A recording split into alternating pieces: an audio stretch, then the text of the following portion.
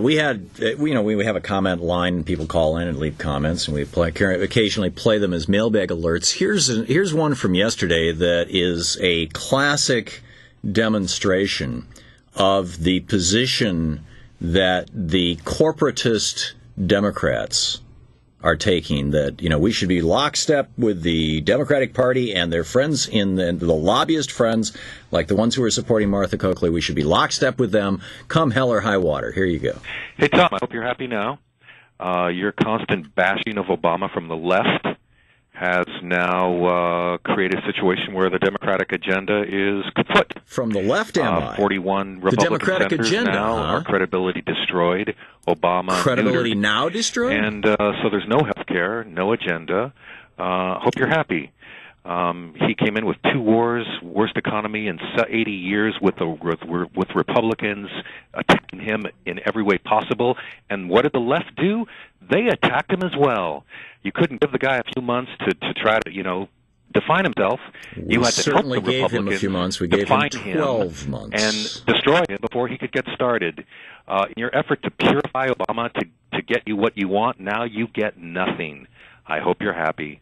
Yeah. So this is the kind of pathetic perspective that is being put forward by the corporate Democrats, who are saying, "Oh, look at the Republicans are winning. We need to just crawl into the corner. We need to be so careful. We can't say anything critical of the president. Oh my God." Here's what's actually happening in the real friggin' world.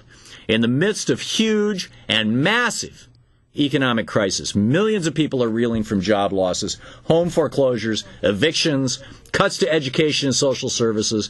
As all of this is going on, the traders and executives at the top 38 Wall Street banks took in nearly $145 billion.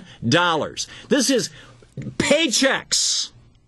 The top executives and traders, $145 billion. $1 billion is $1 million 1,000 times over. That's like winning the $1 million jackpot 145,000 times at 38 Wall Street banks just this last year, following the biggest bank bailout in history. This is up 6% from the previous record of $137 billion set in 2007 during the bubble year of the Bush economy.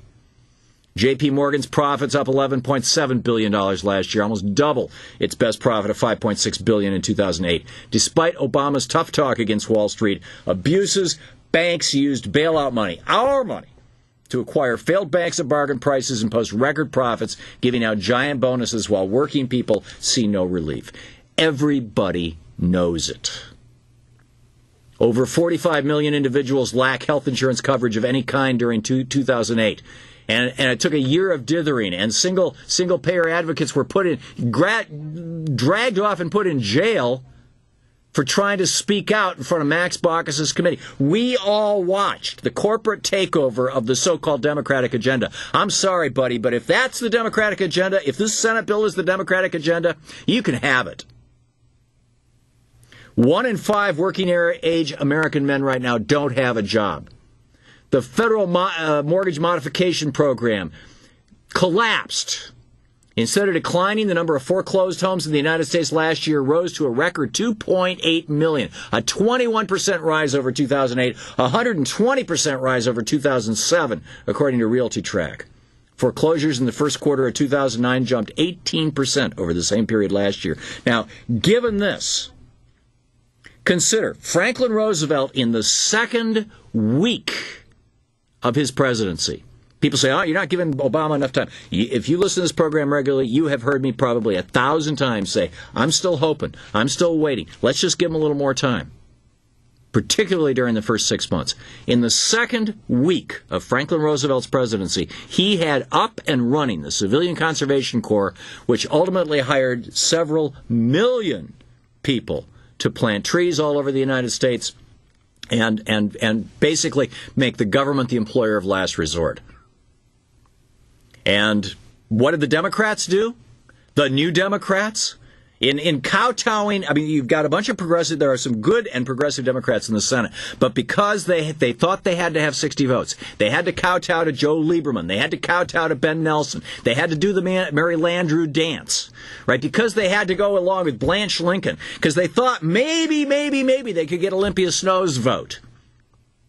A third of the $800 billion stimulus bill was tax cuts, which produce almost no stimulus. But, they help millionaires and billionaires. You think the average American realizes that they actually got a tax cut from Obama? I don't think so. The Obama White House has not been marketing the things that they have done, as tepid as they are. And the things that they haven't done are increasingly infuriating Americans right across the board. It wasn't that Democrats didn't show up yesterday in Massachusetts. A lot did. Although only about half the registered voters showed up. So you could argue, Scott Brown was elected with about a quarter of the electorate, but still, that's how elections just go. I mean, it's an off-cycle election. But it's not that the Democrats didn't show up. It's that the independents, the people who don't have a party affiliation, the people who Lanny Davis is talking, I think it was Lanny Davis was talking about, we need to get the Ross Perot Democrats.